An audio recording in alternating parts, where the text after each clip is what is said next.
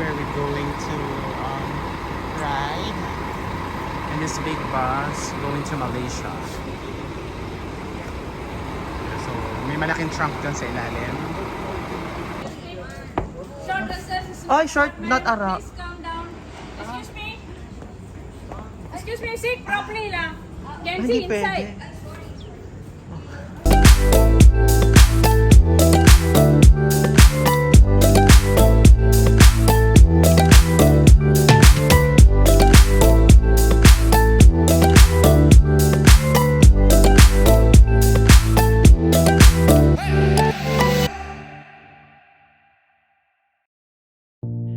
Malaysia would take first place if nations were recognized for their variety. It is a country where many various customs, cuisines, and religions coexist together. It is also a melting pot of ethnic cultures. Kaya if you have extra time to visit Malaysia, i-consider mo na mag-cross-border from Singapore to Kuala Lumpur like what we did. Just make sure lang to organize your itinerary para sa worry-free and less hassle tour. Since last minute decision na pumunta sa Kuala Lumpur, we decided to take a bus na lang rather than taking a plane. And upon to our surprise, enjoy and convenient din pala ang mag-bus since it's spacious and pwede ka matulog at humiga all throughout the ride. Good morning! So medyo malabig din dito sa Malaysia kasi umuulan and we went to the 51st floor sa Skydeck and para mag-photoshoot sana, mag-drone shot. Kaso nga lang, open pala is 10. But I'm going to share na lang sa inyo ang aming room where we're checking here at Platinum Suites in Malaysia, in Kuala Lumpur. Ayan. By far, I think this is one of the spacious and the biggest hotel na check-in ko. And yan guys, as you can see, there is the kitchen. May induction din tayo and currently yan. Pwede kang naglalaba ako, pwede kang mag-wash mga clothes mo para hindi ka masyado mahirapan in case na naubusan ka na ng damit. So, pwede kang maglaba. And I'm a bit surprised because there is a 3 air condition here, one from here, and one from there, and also sa room. And if I'm going to gusto mo rin kumain at magpaingat, they have a microwave. And yan, may mga storage din siya and also a personal ref for you. So, kasi nga, super spacious to. It's like a condo unit na pwede ka na talaga mag-stay pang-pamper na sa sarili mo because they have television and this is their sauna. And so, pwede chill, so you can watch the TV and this is the view from the hotel. And this door naman leads to the bed. And they also have aircon here. And this is also the view from the hotel. Guys. So this is just a very spacious na room. And actually, pwede ka talaga mag-work dito. I can stay here the whole day long kasi talaga nakaka-relax yung place. And this is also like where you can put all your clothes if you're going to stay here. Ayan, yung mga compartments na here. Ayan. And this one naman actually leads to the toilet. So yan. This is the toilet. So maganda naman yung sink. Ayan. And then syempre, this is the... Ayan. And kakapay na miligo. So this is a glass door. Ayan. And balik ulit tayo sa sala. Ayan. So, kung nakikita nyo guys, sobrang laki talaga. So, if ever na babalik ako sa Malaysia, I think dito pa rin talaga ako mag-check-in. Kasi talaga guys, sobrang ganda. Ang laki talaga nila. Yan, nakita pa kayo mga baggage namin. So, yan. Sana, if ever na consider ka na mag-visit ng Malaysia, I think na this is one that I can suggest to you kasi talagang super sulit. And maganda talaga yung hotel nila. Sa Kuala Lumpur, here at the Batu Suites. Ayan, I'm going to put the link if in case na gusto niyo i-check yung lugar. And yan, so later na lang mag-drone shot kami. Mag-drone shoot kami doon sa taas, sa 51st sa Skydeck. Ayan, and please stay tuned with this vlog. I'm going to post this after we go home in the Philippines. And huwag niyo kalimutan guys na mag-subscribe and i-like yung aking mga videos na may mga travel tours ko. Ayan. So, na-enjoy ko naman yung aking birthday celebration from Singapore to Malaysia. Okay, so we're going to do our drone shot na. Papalipad na si Paul. Besh! So if you're wondering kung bakit magaganda yung mga aerial shot namin, it's because of Paolo. And syempre, hindi makukumpleto ang Kuala Lumpur trip mo without a photo shoot.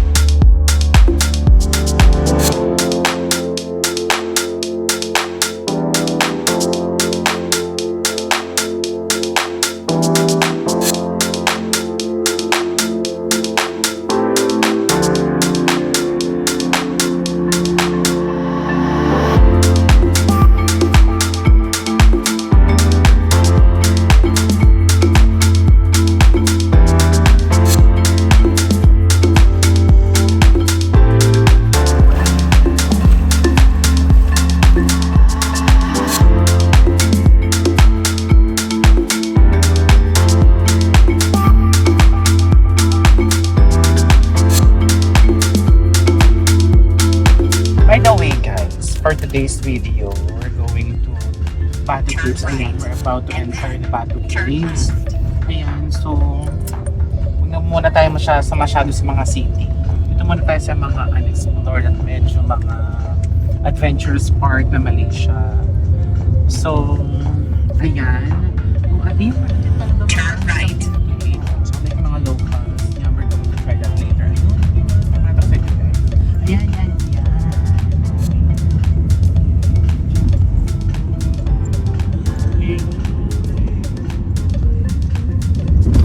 You have reached your destination.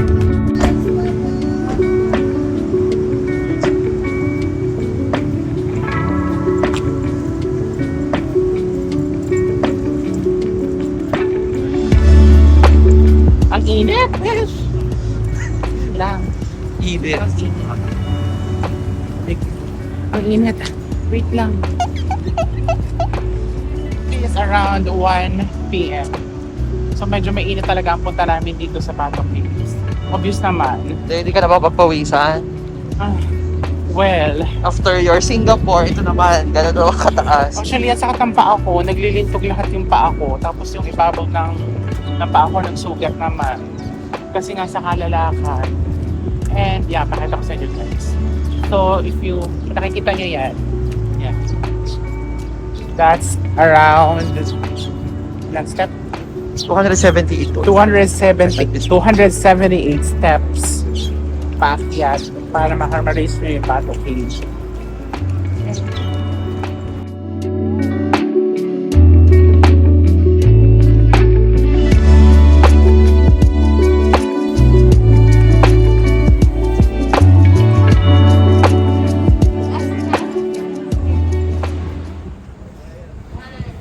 Akit tayo, be. Dandahan naman. Short recess. Ay, short, not ara. Please calm down. Excuse me. Excuse me, sit properly lang. Can Hindi see pwede. inside. So kapag naka-short ka, you're allowed. You are not allowed to enter the temple. Yes. Hindi ka bibili nito. So kailangan mo talagang bibili nito. So, Magagamit mo yan. 15 ringgit din, pero that's okay. Nagkaroon ng confusion. So So you thought that I'm a girl, that's why you're wow. It's okay. It's okay. I'm actually a real girl. Sorry, ha? Okay. I see your hair, I think. Yeah, that's okay. Sorry. Nagandahan ka lang sa akin. Nagandahan lang siya. Sorry. Ayan, parang hindi na ako magastusan, hindi pa noise. Kaya pala tawag-tawag niya ako sa katangan ako. Ibig sabihin, maganda ka? Maganda. Nilala. Matalino. Pilit sa lahat. May takot sa jokes. Tsareng. Yun lang. Yun lang. Tama Wait mo. lang. Medyo mataas to. Hindi ko kakaya. Oo.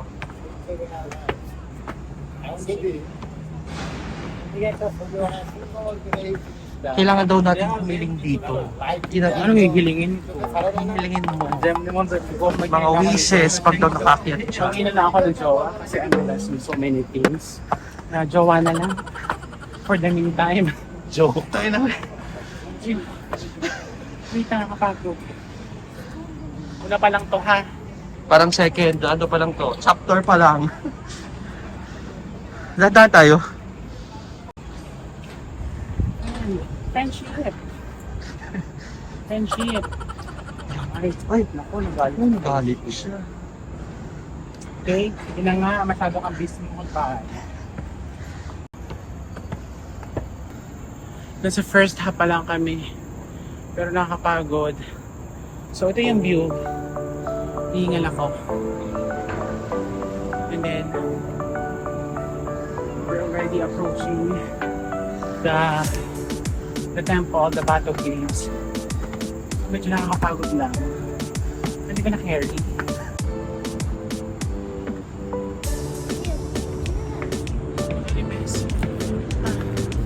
Finally, nakakain sa taas.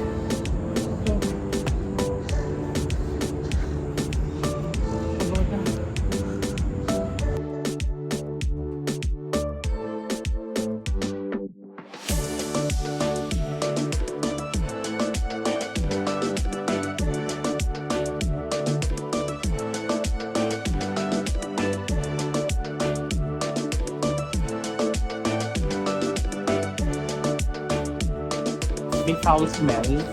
Pero I think it's normal kasi maraming bats at saka laging tumutulo din yung mga tubig ng mga galing from the top ng mga caves. Kaya siguro, ganun. Kaya sinotice lang, basa lahat siya.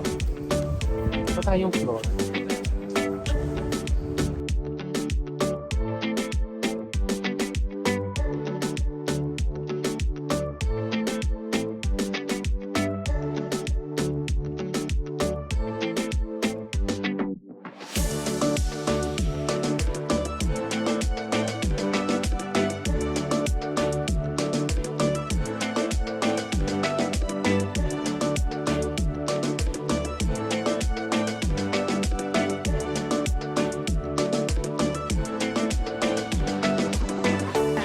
Kung hindi nga siya in-open for public, you won't think that this is a sacred place. Alam mo yun? Parang place for the gods. Ganun. Ang feels na parang may mga nagbabantay ng mga, alam mo yun? Diwata, like something na lang.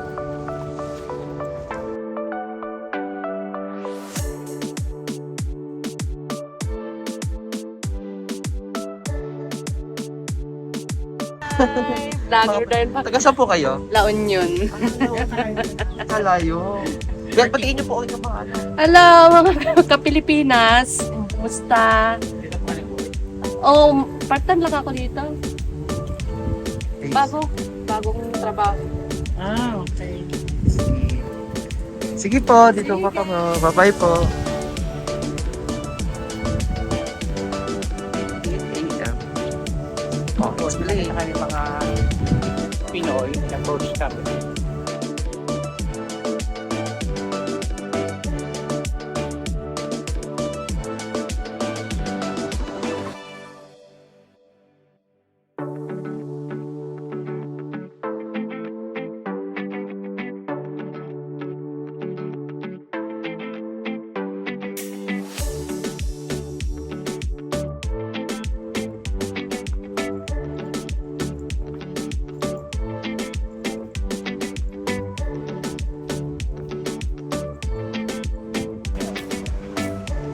pag mapasok ka natin kung kailangan ka lang mag-remote pera.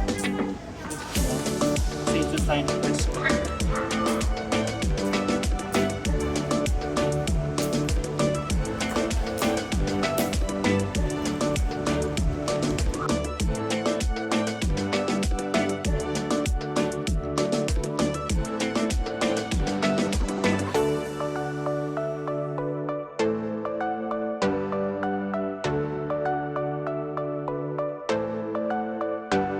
Tight yung bago mo siya itaas tight.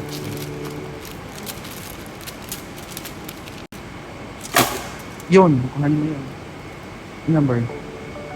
39. 39. So, kung hanapin mo. Yung number 39. Yan.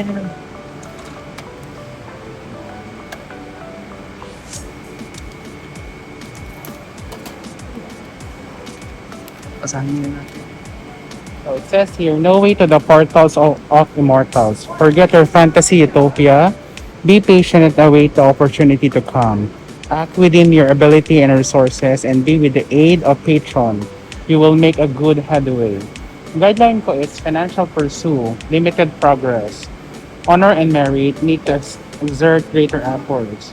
Matrimony, not to proceed in haste, and dedication is private settlement preferred.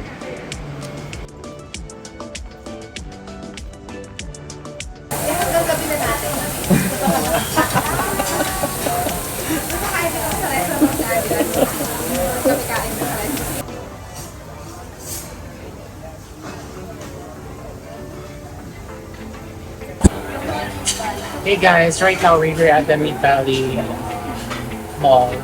So dito na lang kami decide kumain. And I just met some Filipina here. Ayan.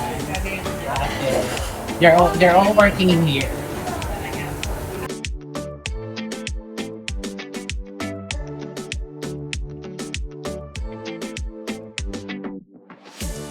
You're such a bodol girl.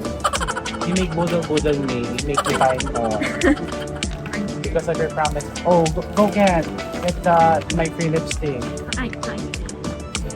Oh, you're very nakakalimutin, girl. Baka makalimutan niya. Napun. Ayan na. Hindi ka malambang na dito sa Sephora. Putla ko na.